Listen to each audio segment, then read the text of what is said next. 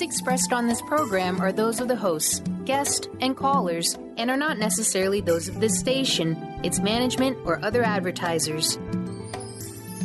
You're listening to Transformation Talk Radio.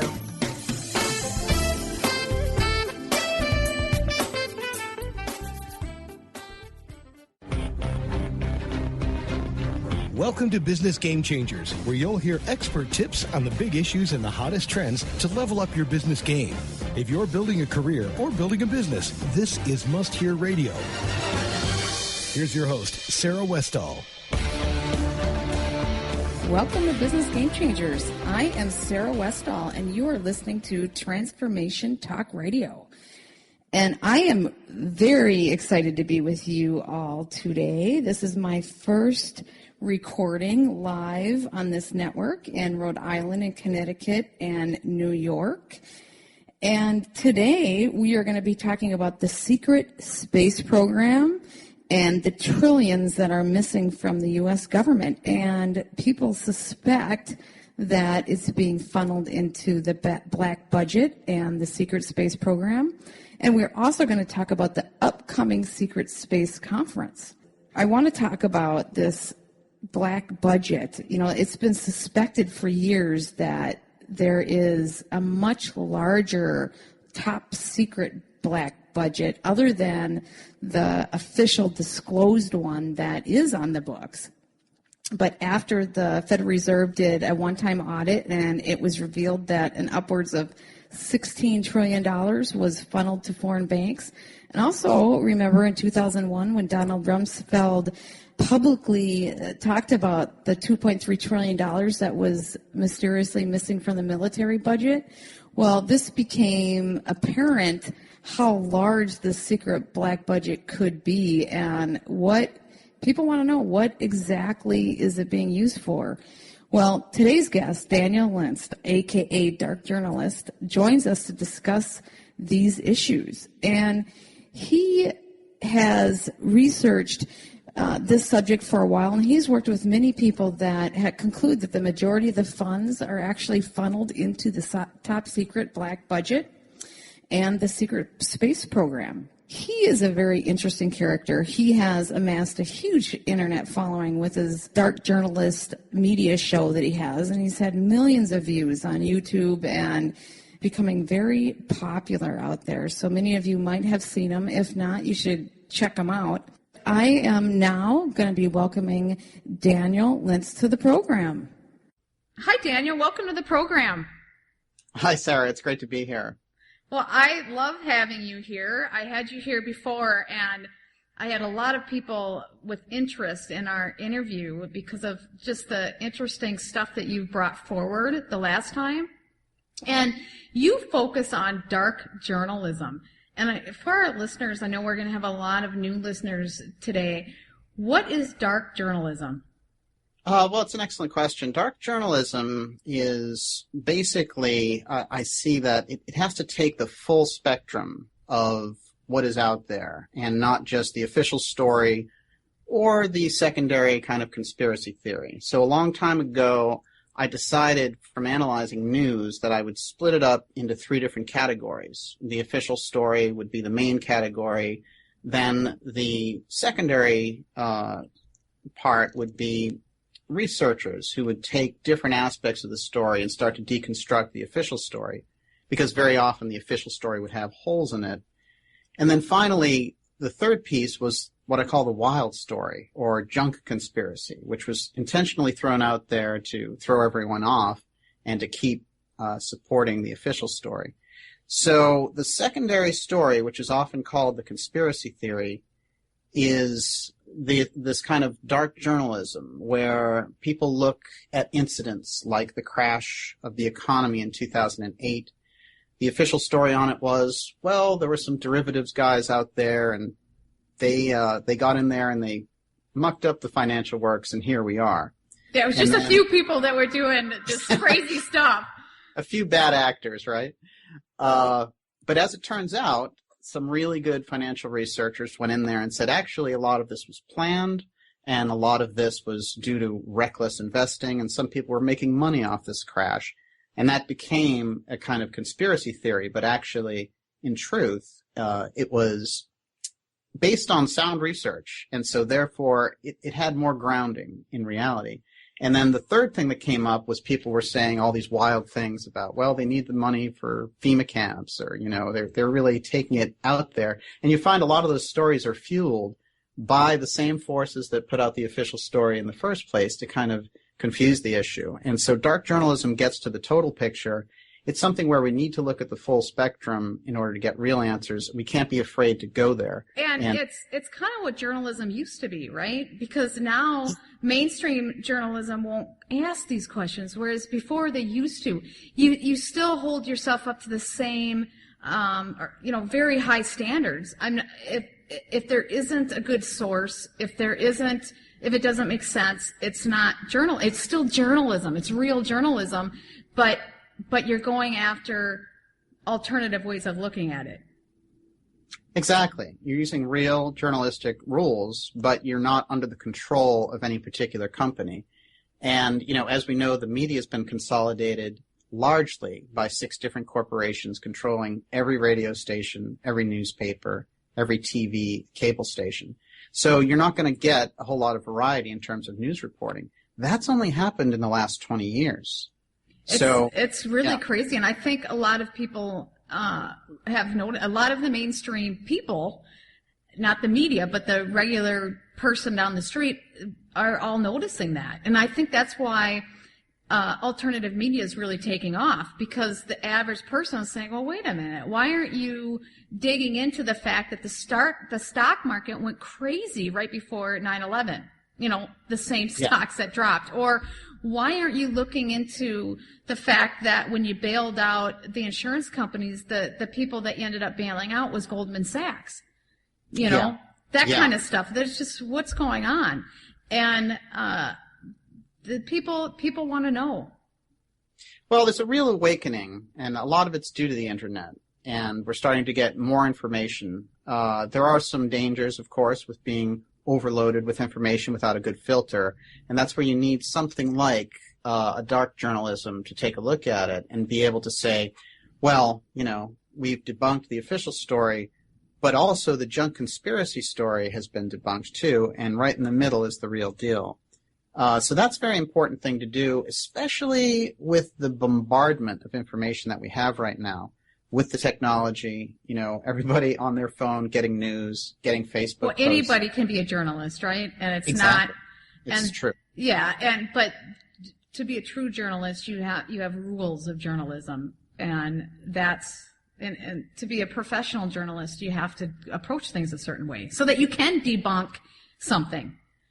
Yeah, absolutely. Well, you were talking about 9/11, and the original story around 9/11, it turned out over the years that there were a lot of holes in it. Right now they have, in Congress, there's this bill to get these pages released that show Saudi involvement with some of the hijackers. That just wasn't brought out at the time, but the story was there, and that was 14 years ago. So we can see how long these things take. At the same time, you had people saying, well, there were no planes, and really far out. Exactly. Like so, well, what about the planes that we saw? Yeah. So you can see how you need something that understands how absurd the official story is going to be and gets into the real research, but doesn't go so far overboard that it's going to lose focus. And I think very often, like I said, that I call it third force, because you have the official story, you have the secondary follow-up story, which is often called the conspiracy theory. But then that third force that comes in is not always just individuals and, somebody who's a citizen journalist trying to figure it out and throwing wild ideas out there. Sometimes those stories are planted by the same forces that don't want you to look at the official story. Sure, I think that's an important point. So it's sort of not falling for it, I guess, is important. And being able to understand. It's hard to know the difference. You have to make sure the source is vetted and it makes sense, right? Yeah. Well, we've both worked in the media. When you around people who do that also, you have to understand them in a particular way. They're human. They are beholden to certain interests. I very often make a point about Boeing. And Boeing is one of the main advertisers for Meet the Press. It doesn't make any sense because, of course, people who watch Meet the Press don't want to go out and buy an Uzi. So why would they be supporting them that way? So we have to understand that in those newsrooms, these aren't, necessarily the most ethical people. They have to make certain types of decisions based on their own personal interests at that level as a network. And very often it's not in the public interest. So, we have to have a way to hold that kind of media system accountable, because over and over again, they've proven that they will not follow up on the real story. And in some cases, they'll obfuscate the real story and try to really hold out people who are exposing the real story and really, smear them to the public. So we can see that whole system of media is in great need of reform. I think that people are starting to realize that. The sad part is, for so long, until the financial crisis, people still trusted it. And I think, true. And so we were sheep being, fed things that people trusted, and now the trust is eroding, which it's scary for a lot of people, but the trust eroding is a healthy thing. If someone doesn't deserve the trust, then the trust eroding is healthy. If the trust erodes to somebody who does deserve the trust, then that's an unhealthy erosion. Because you want to follow trustworthy people, and leaders who are trustworthy deserve our respect and allegiance. But the ones that aren't, and when a system isn't trustworthy, it's important that the people stop trusting it. That's why I love what you do. You're getting into all sorts of neat things. You're hosting the Secret Space Conference that's happening here pretty soon. Can you tell us? Yeah, tell me about that. Yeah, it's very exciting. Basically, this is a conference that is taking place in Austin, Texas, the weekend of October 31st. And it's going to have speakers who have spent a lot of time researching what is referred to as the secret space program. And often this is the same idea or notion as a breakaway civilization. The premise really of it is that along the line there, during the normal development of the space program, certain technology was developed that was kept from the public.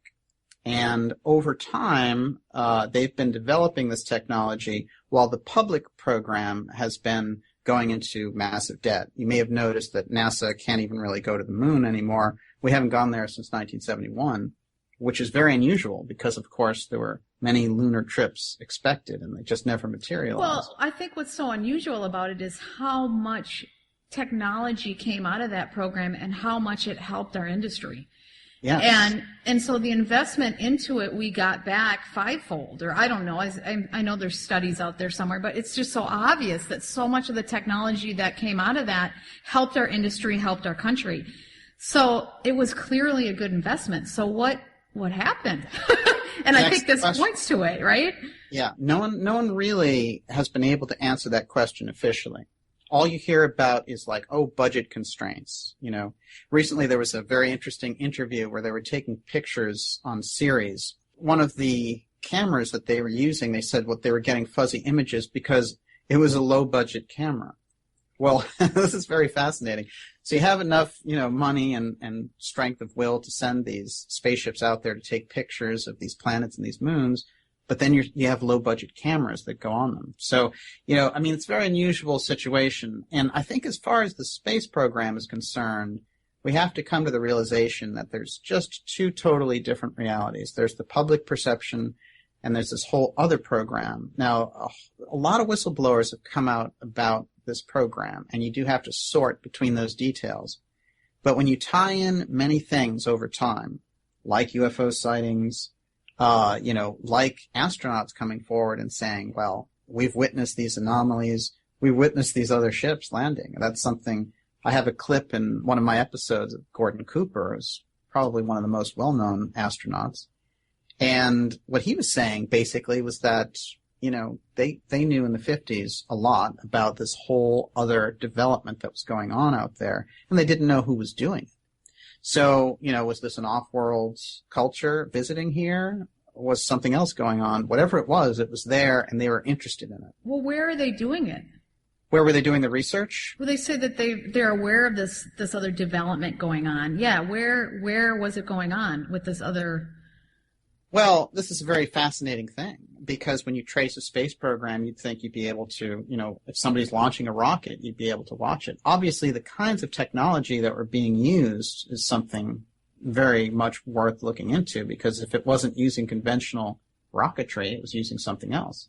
So, what's interesting, and there's a lot of aspects to this. For example, one of the speakers we have on the show is Walter Bosley, and he's an author who covers something called the airship mysteries of the 1890s. That's the late 19th century, where there were floods of reports of these airships that were flying around. Well, there's proof of activity of companies that were developing technology in that era in Germany and in New York City. Well, and I suppose it would be more obvious back then, too, because now... Yes, there would be nothing up there to compare it with. Well, yeah, now we have stuff up in the air all the time, so you don't really think anything of it. But back then, they didn't have that. So when there was stuff up in the air, it would have been something that people really took notice of. Well, it's interesting because going back to Gordon Cooper for a minute, he said that, even before he became an astronaut, when he was flying during the war, that he had seen, they called them Foo Fighters in the day, but he had seen a lot of anomalous aircraft flying around with them, and nobody knew. They thought it was a German development at the time. And the Germans, of course, as far as we know, thought it was some kind of secret weapon. So who are you going to have? It sounds like you just have a lot of really great sources of information that are going to be coming to this conference. Who are some of the people that are going to be speaking there? Oh, it's highly specialized for this, actually, which I'm really excited about, because I don't think there's really been a conference about this really before, because it focuses a lot on the technology and the secrecy around the technology and what kind of impact that has on our future and on the economy. So we have speakers. The main speaker is Catherine Austin Fitts, interestingly enough, who's a financial expert, and she, of course, is the former assistant housing secretary under Bush 1, and she worked for the Clinton administration also. And her great study has been the black budget, which is the money that's allocated off the books, as it were, by the government. And they steal money from different agencies to make this happen. And, it's kind of like something they keep under wraps for years and years, and then it comes out what they were working on. But she decided that this issue that had become so taboo about, UFOs and some of the sightings, like the Phoenix Lights sighting, which had just large craft. It sat over a city for a long period of time. The Air Force never came up with any explanation about it. And even the governor of Phoenix decided to come out and say, these guys need to give us an answer on And this. like 10,000 people saw it. Oh, yeah. Yeah, well, they were actually sky watching that night because there was a comet coming out. So it was really perfect timing to get a mass sighting like that.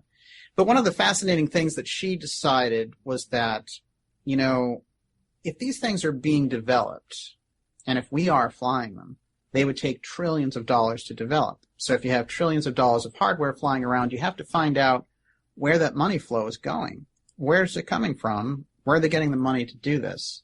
And so she has investigated the black budget and the secret space program being linked with this idea of UFOs. So, some people come down on it and say it's a human development. The military has this advanced equipment that they're putting up there, they're putting in the skies. People see it and they think this is a UFO.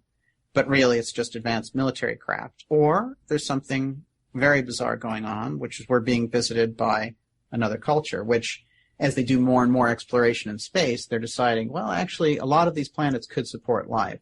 So we could be looking at off-world visitors with it. So the conference doesn't answer that, but we present what is the technology involved, what would it take to create these craft and these sightings, what kind of industry would be required on the ground to make it, and what, so it aims to get at the truth by giving you the facts. We also, go ahead. I was going to say a little bit back to the black budget. There's a black budget on the official government budget that is called the black budget, but you're talking about a black budget that's off the books. It's completely off the books. Yeah. This would be the black budget. And a lot of people, it's talked about out there, but nobody really knows the size of it. And it's like the Donald Rumsfeld thing where he said there's $2.2 trillion, something, 2.1, 2.3, I can't remember exactly. billion or trillion. Yes, you have to go to trillion. Go to trillion. But that's what's missing. And then that was right before 9/11, and then it disappeared from the media because the other story was big. And so there's that money that people are talking about. And I can't, I've done a lot of research trying to find people that really understand it. And that's what's so fascinating. If Catherine Austin Fitts is going to really, because I know she's been in the inside, she has a lot of inside knowledge of the budget and where this money is going and a lot of great resources. So she can come forward at this conference and really dive into that black budget and where the money's going. That would be absolutely fascinating because it's not easily available. And that's true. Yeah, and so to have an inside source just telling you that, because it's obvious that you would need a lot of money to make something like this happen. Yeah, exactly. I mean, we've looked at researchers in the past who've been spectating, sort of looking into it, wondering what's going on. And that's a whole lot different than someone who has controlled money inside a federal budget and understand how that works, understand how things are allocated, what kind of paper trail there is, et cetera. So I think it's pretty major that she stepped forward to do this. And I think it's really fascinating when they audited the Federal Reserve once, and there was $16 trillion that were allocated to different banks around the world, and it was just a one-time audit. Yeah. And we can't get underneath, we can't see what's going on. We can't audit it again. And that was the only time it's been audited since 1913. And so what's really going on with our money? And I think it's fascinating to be able to learn some of the information from somebody that's been able to see it. But do they think it's... Even Bloomberg said it was time for the Fed to be audited in a real full way. In a meaningful, even the mainstream is getting on board with that. Well, because that's ridiculous. Because if we're responsible as U.S. citizens for what they're doing, and like if they give out money, the debt is still back on us. It'd be like running a business and not knowing what your books are. Yeah, how many business people would be okay with that? Well, that's how we operate as a country. We don't know our books and we can't audit it. And I don't know a single business executive that would be okay with that. So I don't know why we're okay with that for our own country. But do you think that it is just the United States that this money is coming from, or do you think it's a worldwide kind of deal? No, it's definitely an alliance, and it's a worldwide alliance, and there are different factions to it for sure. Joseph Farrell, who's also going to be at the conference, uses the term coalescence of interests, and I think that that's an important one to keep in mind. And not necessarily thinking of them as one whole unit or one whole cabal that's controlling things, but as different pieces that maybe even fight each other. But certainly they have one general basic interest, which is to keep this system hidden. And the system, we're talking about finance now, but what is available in space that relates to our economy, to the markets, to business? There's asteroid mining, there's space tourism, there's a variety of things. One of the more fascinating ones is that companies are now sending their data out into space, which means, of course, that it's protected by the Air Force and free from hackers, but also free from... Oh, interesting. They have access to advanced science and advanced medical care. So when we think of it like that, their space program is an extension of that. But the only problem with all this is that they're doing it all with the public's money, and we don't get to see any of the benefits of it. It's going to a very small, narrow corridor, and some of those companies that are getting benefits for going into space early, and I'll point out Bigelow Aerospace, those companies have great ties to the government, and they're obviously getting this corporate treatment, roll out the red carpet and put them out there because they are signing on to whatever this breakaway civilization is all about. So I think it's important to look at them and to size up what it is that's going on there. In other words, that has to become transparent. Space has to become transparent. By the way, there were recent reports about China and India deciding, we have to put our own space weapons deployment into space. So this is becoming something which can't be avoided anymore. It can't be, sort of laughed off. They have a breakaway civilization. I mean, it's out there. It's happening. We have to be able to look at it legitimately as news people and not be afraid because NASA says it's not happening. Well, not be afraid to actually look at what's going on, and if there's facts out there, it's, you shouldn't be laughed at for trying to look at the truth. The truth should never be a joke, That's true. Yeah. And I think that's important. And I think you make a good point where if our public funds are used to do something, to build this whole thing, think of how prosperous we would be as a society if the funds that were truly ours were given to the people, and not given to others. It comes down to all the debt that we have. So the money for banking, all the interest that we're paying, and all the money that goes elsewhere but not back to us. And we wonder why we're not just completely flourishing. Absolutely. And well, if you that think about points to it. One of the things that they mentioned about the bailout, we were talking about the 2008 crash. But when they did the bailout, that money that went to mostly foreign banks, by the way, who were in this chain with American banks, of complete derivatives dependence. Yes. Really bad scene. But most of that money would have paid, not even the full amount, would have paid off all the mortgages in the country. Yeah, can you imagine if everyone's mortgage was paid off and how prosperous? Yeah, every mortgage, how prosperous we'd be. You could pay off every mortgage and do some kind of energy, get a new type of energy launched throughout the whole country. Do both things. And then we would be independent and prosperous going forward. Right.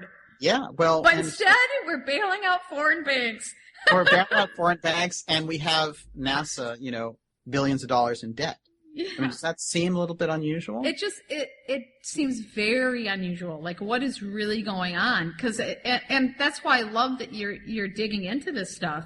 We have to take a quick commercial break, and we will be back with Daniel Liszt and Business Game Changers in a moment. Have you been seeing numbers like 111 and 222 everywhere you go? Do you feel that the universe may be trying to get your attention, perhaps offering a message of some sort? As it turns out, numerical patterns and certain types of geometry form the very fabric of our reality, from cells under a microscope to the astronomy of our night sky. At Stellar Reflections, we offer special sessions which tap into these patterns, designed specifically to support you on your journey. The 111 and 222 activations are sessions activating new patterns in your energy field, which in turn can help you create new patterns in your life. After just one session with a practitioner, either in person or via distance, clients report gaining greater clarity, becoming more intuitive, and honoring their inner truth as they move forward in their lives. Curious about what these transformational sessions might do for you? Call 425-999-9836 or visit stellarreflections.com. That's stellarreflections.com.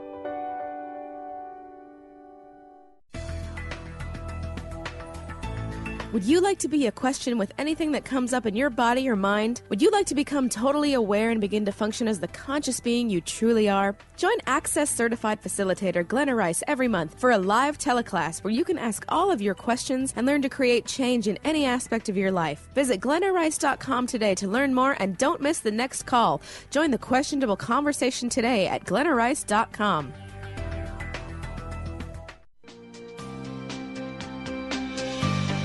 Tune in to Sheer Alchemy with Leslie Fontaine on TransformationTalkRadio.com and get ready to stir up your passions, identify your blocks, and shift into an entirely new existence.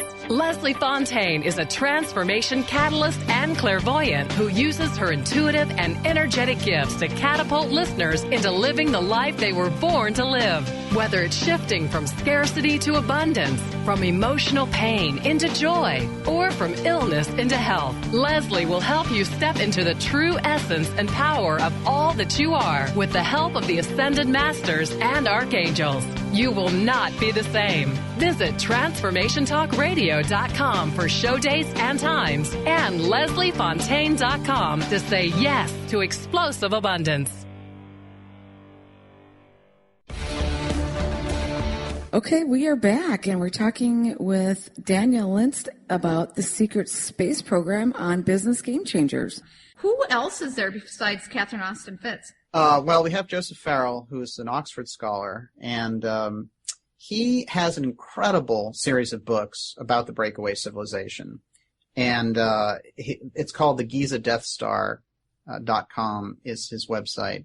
But Giza Death Star, that series of books, is really fascinating because it explores the idea that there's advanced technology tied over from a Nazi international group after the war that left with certain technology and sold that technology off to different countries. And that whole end of it, the kind of Nazi advanced programs, is a very interesting aspect to look at because, of course, we used many of the Nazi scientists after the war to develop the space program in the first place. And the Russians got a few, of course, which helped them a lot. But we got, von Braun and some of the really hardcore characters. But his exploration goes deeper and says that there was a kind of technology the Nazis were working on and that they had at the end of the war. That's what they left to South America with. And there are very tantalizing stories there in history, like Admiral Byrd, who, decided at a certain point that he was going to visit the South Pole and do all these explorations. And he found that, there were unusual crafts and things there that were flying around. He couldn't explain what they were. Was it a Nazi base? And that's where that whole mythology came from. But rather than jumping onto that, what Farrell has done is really backtrack. Where did the technology come from in the first place? And so he's a fascinating speaker. Linda Moulton Howe, who many people would be familiar with through Coast to Coast AM. She's a investigative reporter for them, and she also is the star and producer of Ancient Aliens, which is a TV program that you see on the History Channel. It's been on about 6 seasons. It's a very popular show, which explores this idea of off-world visitors. But her work now, she's been doing this for about 35 years. So she adds a great deal from this other area, which is, kind of like, what kind of an impact would an off-world culture have on ours? If they came here, one of their crafts crashed, we reverse engineered the technology and got this big boost out of it. What kind of sociological ramifications would happen from that? And so, she's really fascinating. That combination, though, of Catherine Austin Fitts, who's been in the government and knows money really well, Farrell, who knows the deep roots and the history of the developments of the technology and the advanced technology, and then Linda Moulton Howe, who deals with the off-world aspects, I think it's a devastating combination for a conference to really portray the different aspects of how this could have come about. How many different speakers do you expect to have? Well, this is the thing. The list of speakers is growing. Right now we have 7 speakers, and it's going to be probably about 10 by the time we're finished.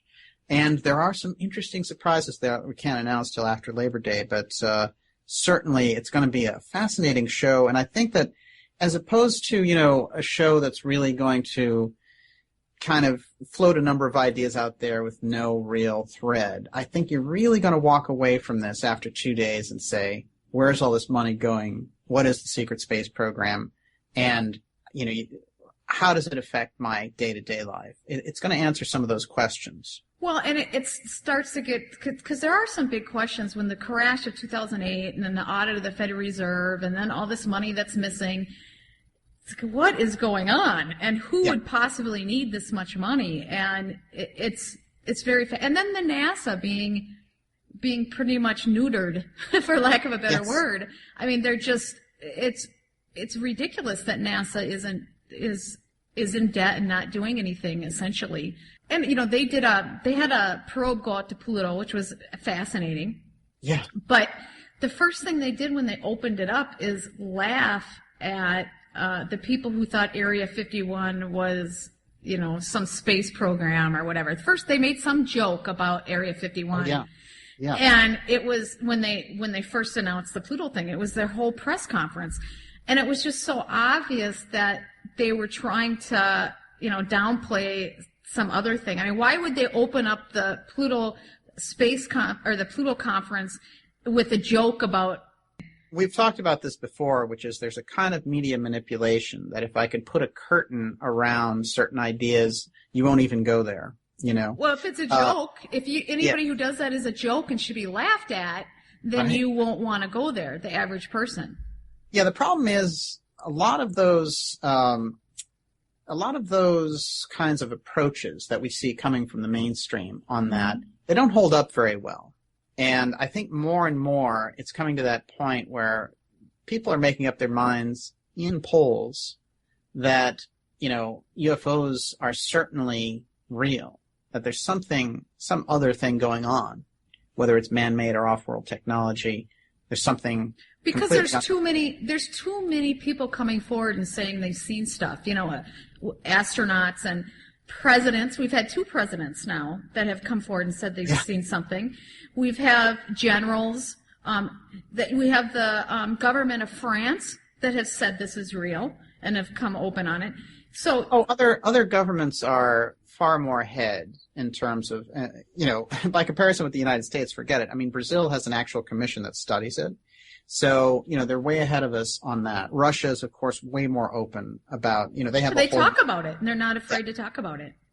And the French study you mentioned, which is Cometa, they put out, comprehensive 25 years worth of information about these studies, about the different sightings, what they concluded they were, and they concluded that it was completely anomalous. They didn't know what it was. So, leading to this suspicion that it's off-world technology. They just don't know. I mean, at least they didn't make something up. They came and said, we don't know, but this is the facts. Well, our programs were based on, like Project Blue Book and things like that. They were based on developing a certain result. And so they went through the facade of going through the investigation only to come to the same conclusion. It's not a national security threat. More than likely, most of the cases are just the planet Venus or something, which becomes kind of trite after 50 years. And this is where I think the alternative media is important. The alternative media has a lot of backbone that the mainstream media doesn't have because the mainstream media is backed by corporate money. So they can't say certain things because it would be not in the corporation or the government's interest for the public to know about these things. So we have to kind of lift the filter when we look at news reporting around the topic to understand it. So like you said, something like Area 51. Well, oddly enough, back in Area 51 times, 1991, that whole period of time when Bob Lazar came out and said, well, they had these craft in these hangars, and that's what it was all about at Area 51. And for years, the government didn't even acknowledge the base, even though they wouldn't let anyone within 5,000 feet of it. So obviously, there's something there, right? Yeah. And should the average person know about it? I don't know. But if there's significant funds going that's filtering out, we should know about that, right? Yeah. Well, the thing is, eventually, in court documents, the government had to admit that the base existed. So this is how it, that's 20 years later, 2012, that case came up. So we see, are we going to wait 20 to 25 years to find out everything about what's going on with our money, et cetera? Here's another strange thing, though, when you consider the amount of sightings that are out there. And I'm glad we're talking about this because really the craft part is very important. Because, a lot of people say, that's just the government and it's experimental military technology. Fine. But, of course, we've had the U2 program and we had programs like that were secret from the public. But after a while, the public finds out. I mean, we've been seeing UFOs and reporting this stuff since the 40s, okay? I mean, it's 70 years later. Don't you think we would know what it was by now? I mean, there's been no... You would think that they'd be studying it. Is it just man-made stuff or what? I know there's some camps, like you were saying, that it's just man-made stuff. And other people, but why are we seeing it all the time? And why is it that they have this technology that is crazy good? They go super fast, stop on a dime, and go another direction. Things that we can't do, that we don't think we can do. Yeah, certainly. And here's the thing. Now the new excuse in the media is, with drones, it was probably just a drone. Well, I'm sorry. We've only had drone technology since, the late 90s. What about all those sightings for years and years before? So... Certainly, I think what it gets to is there's a real almost schizophrenia between the public position on these things by the government and the official institutions in the media and what we see on the ground, what researchers can pick up on in an ostensibly free society. Well, and that's what's sad is because it used to be that the media was truly, I don't know if we're ever truly free because you're always going to have agendas and the businesses the newspapers are owned by businesses and people and things. And so people are people. But we were much more free. The truth was valued. The truth was considered what we all tried to go after. And we really respected the truth. And now they've been able to call people who are trying to find the truth truthers and make fun of people trying to find the truth. How absurd is that? Yeah, right. So what's next? If you want to breathe air, you're a breather. Right? when you can convince people to laugh at people because they're looking for the truth, then we have really gone off the deep end, you know? Yeah. And so if we can reel this back in and say, let's bring this back to common sense journalism and say, let's look at some of this stuff. And if there's, $2.2 trillion that Donald Rumsfeld says is missing, that's more than twice what Congress when they bailed out, Congress came together and they voted on $900 billion being given to the banks. They made this huge deal out of it, and Congress had to vote on it, and all this well, that's more than twice what they voted on for the $900 billion, the $2.2 billion trillion that was missing. So how can we just blow off $2.2 trillion, but the $900 billion stopped the government, and that's all we focused on for 2 weeks? We have to operate in some basic common sense ways, Yeah, you have to have kind of a baseline to work from, and this is the thing. They're constantly blurring that, and this is the thing. They have the third rail where you can't go near certain issues. Now, but this is a media problem because you almost expect the government and the institutions to do it because they have things to hide. The corporations certainly would want to keep the advantage of whatever technology they've developed. So you can almost appreciate it, but the media has no excuse because the media is a vital arm of how American society operates. Yeah, when they start obfuscating, when they start hiding, and their main we don't objective function. in life. Yeah. We can't function. It's like taking a whole branch of the government away. It's part of the balance structure. It is. And, we've recently had comments by Jimmy Carter, former President Carter, which I think were really fascinating, saying that the United States was becoming an oligarchy. Mm-hmm. And, this is a very powerful statement from an ex-president. You do not hear that. And I think his full quote just came out.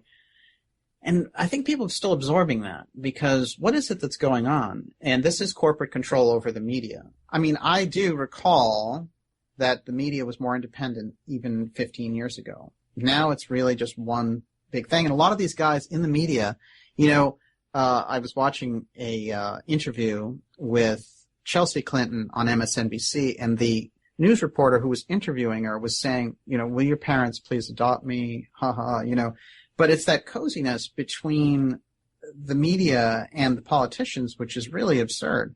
So how can you ever function as a society? You're never going to be able to, if you want to go golfing with the president, you're never going to be able to really criticize him. Exactly. So I think that, yeah. And so just like we have those incredible dinners that they do every year, that the White House throws this ridiculous dinner and all the press people come and they make jokes and they make films and all this stuff. I understand encouraging relationships between politicians and the media, but it's gotten beyond the beyond. Even Tom Brokaw, okay, who is like, a hardcore news guy, NBC, member of Bilderberg even. And he comes out and says, it's looking bad. It's looking bad. Yeah. It's like, the Kardashians and J-Lo are at the White House dinner parties. I mean, come on, this is problematic. Well, press, what is it, the Freedom of the Press Index? It came out, the United States has dropped quite a bit in the Freedom of the Press Index. We're down at 39. And yes, that's pretty far down. Reporters Without Borders puts that out, and it's really interesting to see we're so low. And we just can't keep a republic. You can't keep a free society functioning without it. So that's why people like you are so needed. So what else are you doing? What else are you digging into besides the Secret Space Conference? Well, right now, the Dark Journalist show, we've been working on some really fascinating issues. We just had a show go out about Jade Helm, which I think is very important. This is a military exercise that's been carried out in 4 states, the largest military exercise on American soil. No good press coverage of it. And it's fascinating because, of course, that's a cycle that feeds itself, too, because the mainstream media won't talk about it. Alternative media, certain aspects of it start to freak out about it and go too far, but nobody knows what the real truth is. So this is the weird polarization that we're seeing. Gets back to your different segments that you were talking about at the beginning. Yeah, and I think what you can do with this, look, it's very simple. Texas legislators, the governor of Texas, came out and said, we want to observe the troop movements now. That's the power of the alternative media. These guys heard about it, and they said, I'm the governor. I want to watch what's going on here. And a lot of the things about Jade Helm are unusual, that had a lot of people questioning it, but it's this kind of secrecy around these things. Well, what are they doing? What is it supposed to be? Well, basically the idea is that it's supposed to be training for the types of wars that they've been fighting in Afghanistan and Iraq. But unfortunately, there's not a lot of desert in the part of Texas that they're doing it in or in the other western states. So that doesn't really add up so well. But certainly that kind of massive military exercise, there should be more information about it. There should be more coverage on it. And, we don't want to blow their cover if they're up to doing maneuvers. But if you're going to have basically tanks and helicopters operating in normal public land, then you're going to have to spill your beans about what you're up to. So I think it's legitimate. And a lot of people say, oh, Jade Helm, it's an internet myth. These people are freaking out about it. And I found this fascinating. In the press, they made fun of the governor for bringing up the whole topic. He's the governor of the state. Him. You see, that gets back to they make fun of somebody for wanting to know what's going on. Yeah. And that is ridiculous. If there's one thing that we need to change is you cannot make fun of people for trying to find the truth and trying to make things better. So if the governor is the one that leads the state, why would he be made fun of for trying to understand what's going on in his state? Well, that's this crazy. Is a fascinating thing. Yeah, you have the same problem with chemtrails or geoengineering, where people see these trails everywhere. They're very different from an airplane's contrail, which is the regular gas that lets out and the condensation trail that hits. So what happens is people have been taking photographs of this, observing it. In certain areas where it happens, they notice certain types of toxic metals that goes up. So whatever it is. By the way, there's a worldwide thing that's going on. But that's not talked about. It's ultimately untouchable in the media, which is absurd because everybody knows that it's happening. Well, if they're photographing, exactly. If they're photographing it and people are questioning it, what is going on, why would a good journalist not want to find the truth and figure it out? I'll tell you, because his editorial director told him he can't. I know. Well, I'm sure that's the reason. Yeah. But my point is that just shows what we said before about the freedom of the press. Absolutely. And, the freedom of the press index, so how we drop so far. And the scary part is I hope we don't keep dropping farther because it reminds me of Afghanistan, where the Taliban was ruling Afghanistan and they showed him on television and he was saying they still have control, and he was on the Afghanistan television saying that they still have control of the government, but the United States Army was 2 blocks away taking over the whole city. He was lying, just like... We're doing fine, we drove the Americans out, So that is state-controlled TV. I mean, that's what it comes down to. Yeah, we're in control. Meanwhile, they're storming your camp. Right, exactly. Turn it off quick. So what's going to happen in a situation like that is, these guys, as long as they're being paid, they'll toe the company line. But public pressure is very important. What happens very often, Monsanto, for example, was the target of this study where part of their Roundup was causing the destruction of the bee colony. And this was really fascinating. Well, yeah, there is a big bee issue. Yes, and it is very important. What can become important to our food chain. Yes. But Monsanto, interestingly enough, bought the company that did the anti-study. And that was the end of that. They snuffed out They bought the company. Oh, so this is the nature of the problem. So we're in there's always going to be problems like this, but that's why you need the alternative media. Yeah, well, it's whenever you get too top-heavy in one direction or another, they talk about the 1%, that's extremely dangerous to have that much power concentrated in one spot. And it's the same thing with the corporations. If they have that many friends in the political scene that they can get away with anything. Well, more people are listening and watching alternative media than they are regular media now, based on... No, the numbers have grown dramatically in the last 2 years, incredibly. And I think a lot of that has to do with, people can really have the throughput now to get video, and I think that makes a big difference. People just want the truth, and they don't... Right. There's nothing that you should be ashamed of for wanting to know the truth. But how can people see more of your work and see because you do so many great shows. You do about a show every couple weeks? Yes. Yeah. We're doing 2 shows a month. We're probably going up to 3 shows a month shortly, but they're really in-depth. Some of those interviews are 3 hours long, and they go pretty hardcore into the subject that we'll get the expert talking about.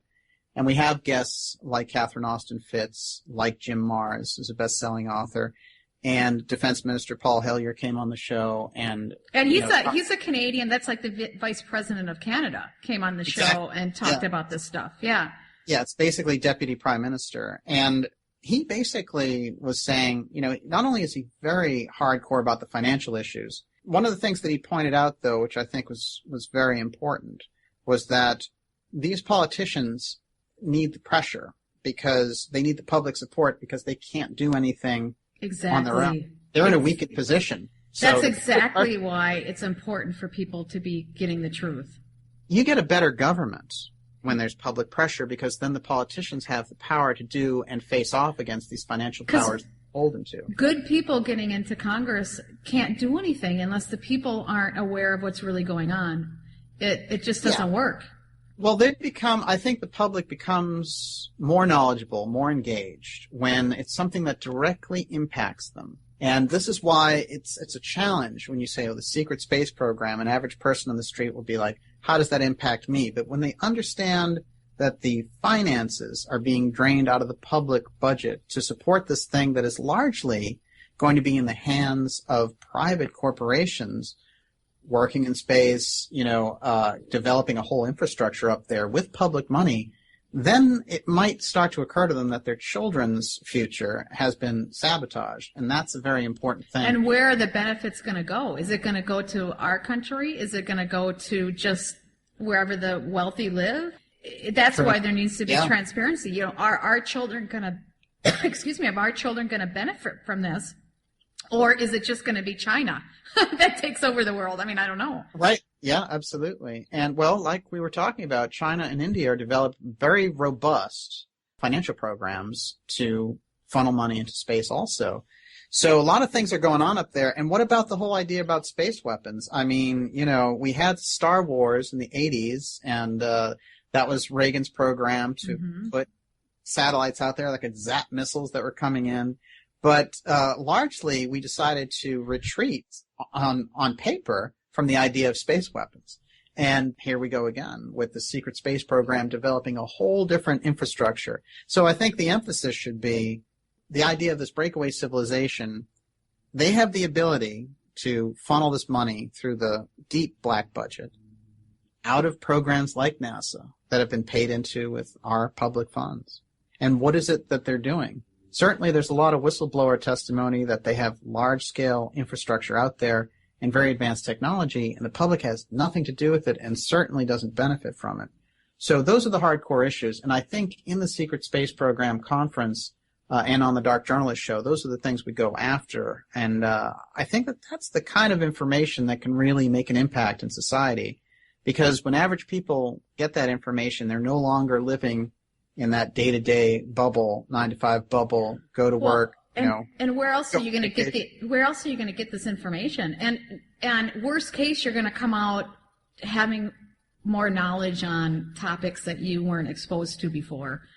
I'm excited. I'm going. I'm going. I want to hear people talk. Yeah. So, how can people get tickets if they want to go? You can go to the secretspaceprogram.org website.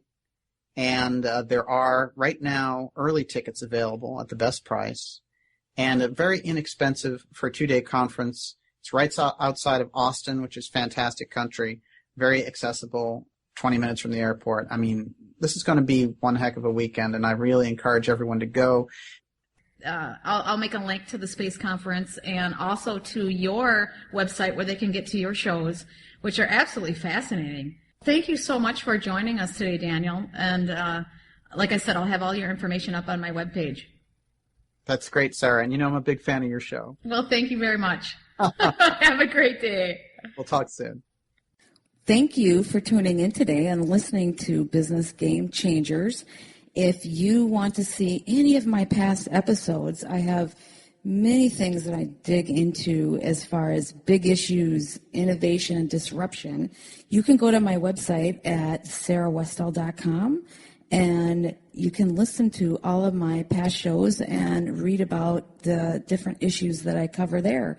And if you want to see more about Dark Journalist, you can find his contact information on my website as well. So for now, everyone have an absolutely wonderful day, and I hope to see you next week at the same time.